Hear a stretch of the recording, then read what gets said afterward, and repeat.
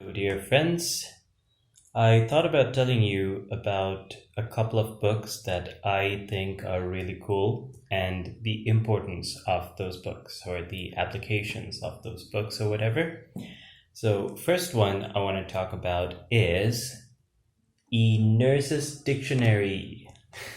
Why should you have a nurse's dictionary?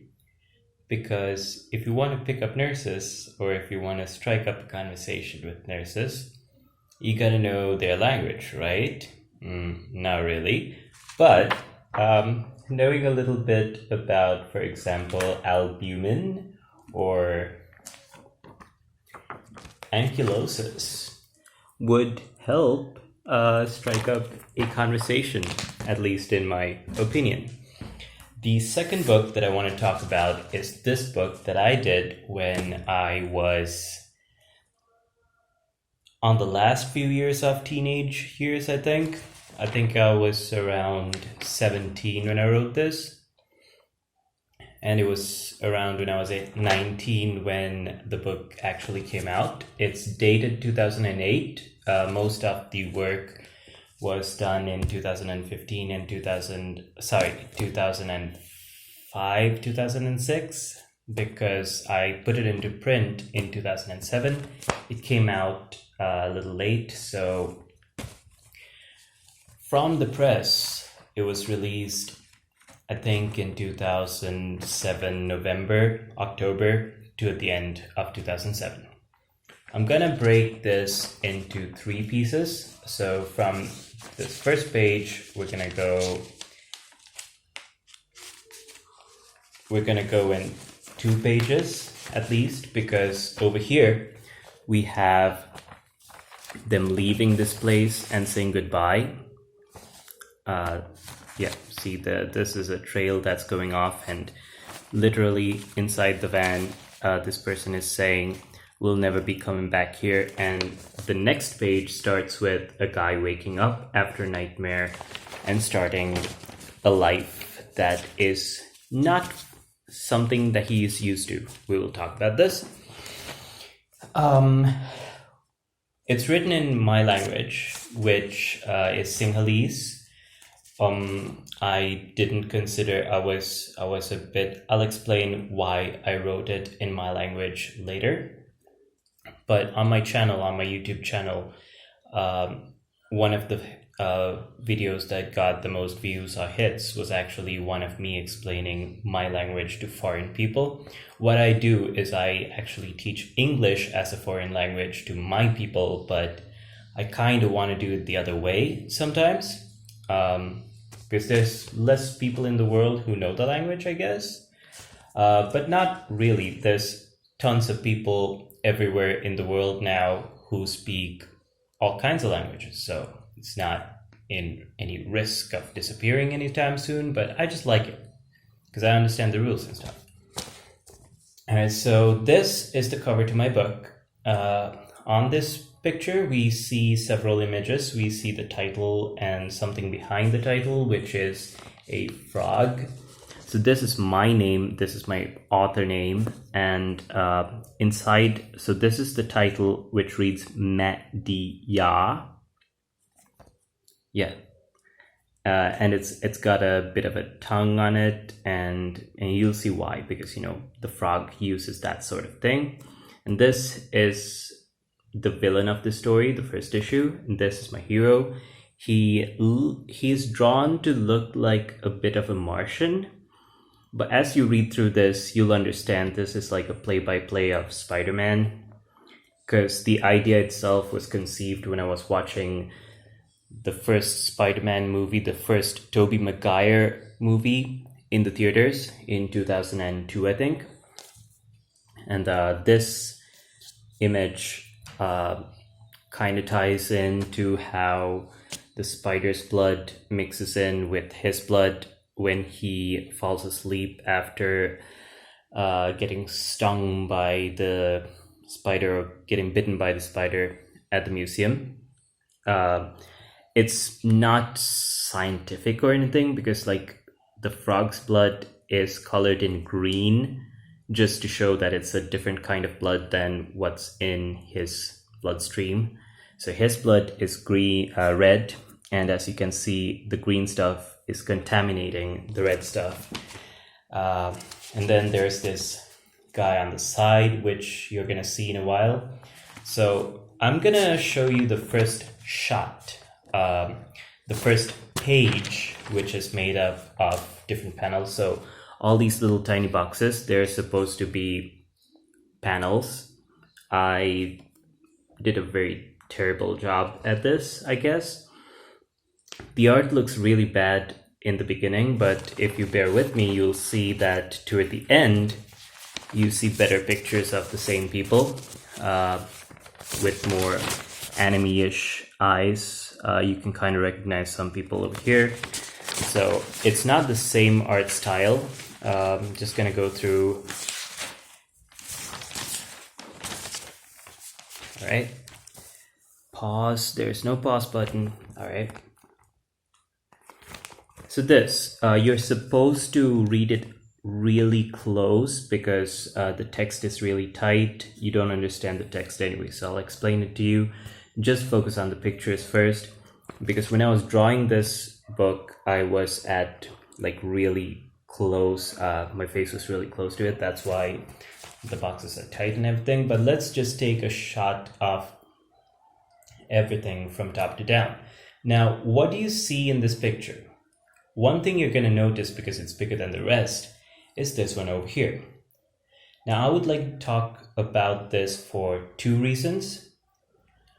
One is the how many people do you see in this scene? That's one thing I want to talk about.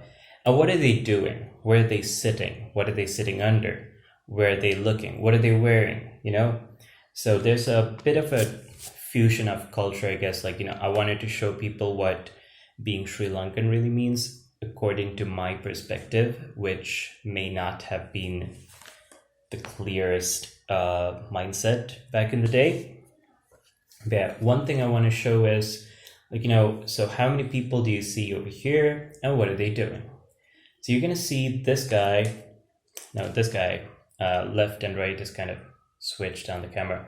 So you're going to see this guy, guy who wears glasses and sort of it's not a plaid shirt, but it's a checkered shirt, you could call it.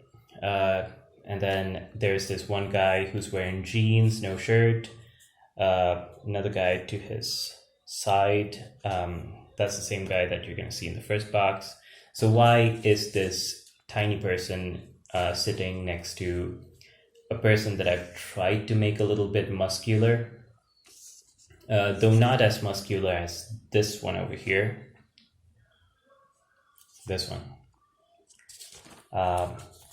Right, so the idea is when we look at superheroes, when we read comics, we think of the protagonist or the protagonists in the case of Avengers or Justice League. When there's a team of superheroes, we tend to think of ourselves as one of them.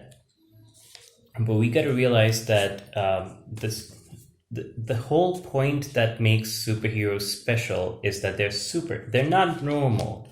They're more than us. They're what we wish we could be. So we got to gain a perspective of what normal is before we transcend into what we consider as super, or what, you know, in this case, what the author considers as super. So what we're going to see in the first shot is like there's about 5 people, and you're going to see all of them over here. So there's one dude here. And this is our main character. He's not in the foreground itself. Like, someone else's foot is in front of this guy's, and this guy is sitting a little bit like he looks bigger on this page than he does. Because, you know, prominence is given to this guy in this shot. So there's 1, 2, 3, 4, 5 people. There's one tiny little dude behind his shoulder, who is the same guy who is sitting over here. And as you can see, these guys, this is the same scene as this. Because if you notice, we got plantains or bananas over here and a flask. A flask, he's holding cup, I believe. Well, no, there's no cup in his hand, but if you look very closely at the flask in this scene, you're gonna see Flask, Plantain, and focus, damn it. All right, it's a little bit out of focus. Yeah, you're gonna see cups over here, out of which they're drinking tea, because my people, they like to drink a lot of tea as a recreational thing or as an in-between thing. So, I mean, this is part one, and we're going to talk about.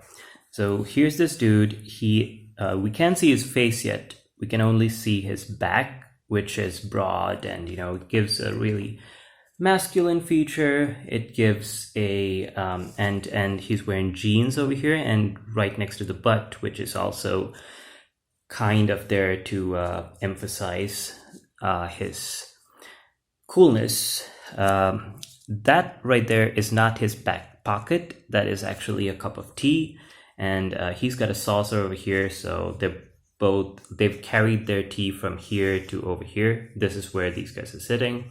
As you can see, this tree over here is the same thing as this. So what is the significance of this plant? What are they sitting under? This is bamboo, and well, it ties into a certain scene that I am very familiar with, something that's pretty close to where I live, and there's a pond over there as well. So it is not necessarily a rule that bamboo has to grow next to rivers or ponds or near water.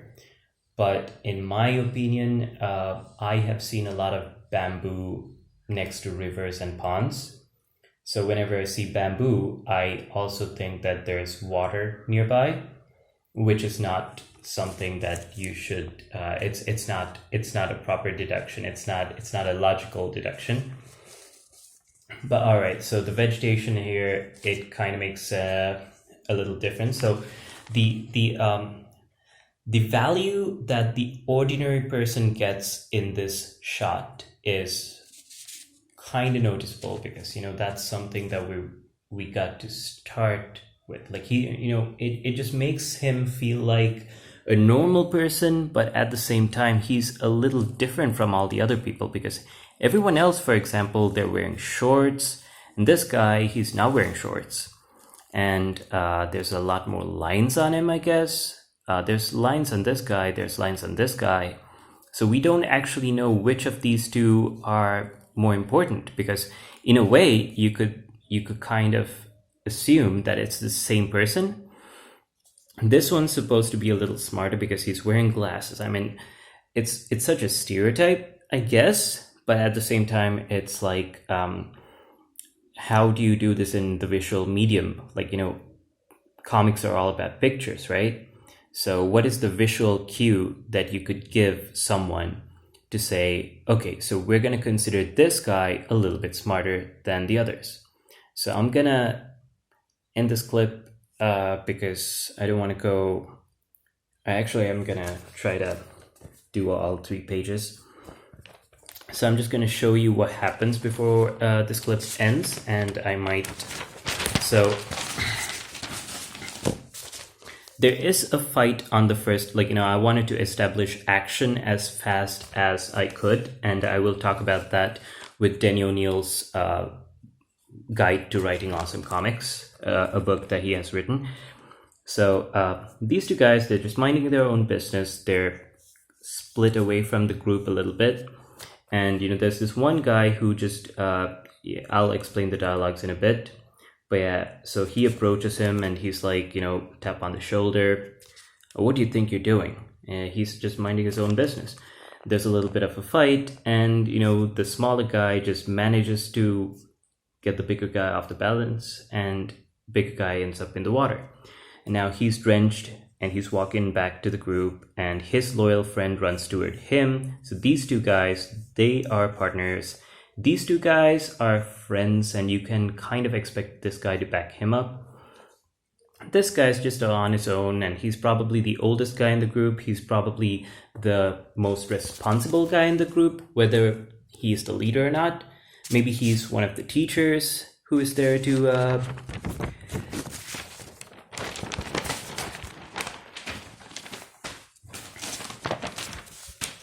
right, so second page, action kind of continues. So we have a little spurt of action and then it dies away. And as you can see, the pictures are a lot bigger than in the last page. You could argue that these are clearer to the eye, although the style of art, I have to admit, is not really great. Like, where's his neck? He looks more like a goose than a dude.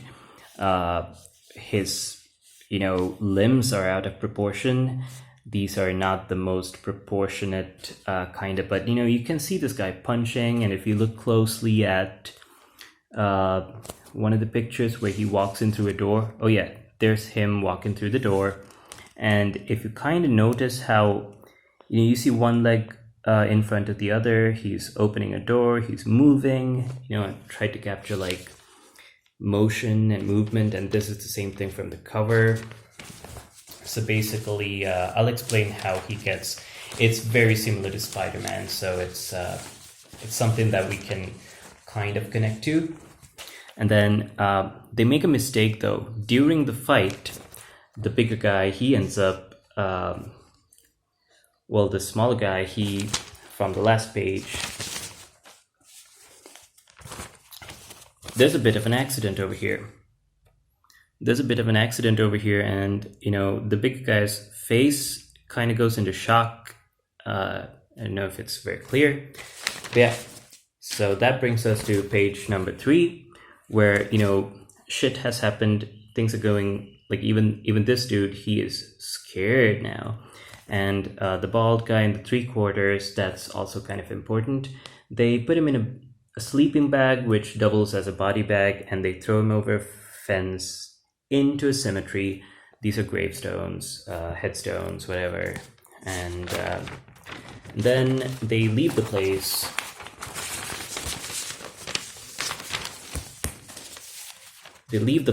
And again, on his shirt, you see, a cricket bat that is not a sword, that is a cricket bat, and a basketball. So, it kind of tells you what sports are popular, or what sports I wanted to emphasize for my audience.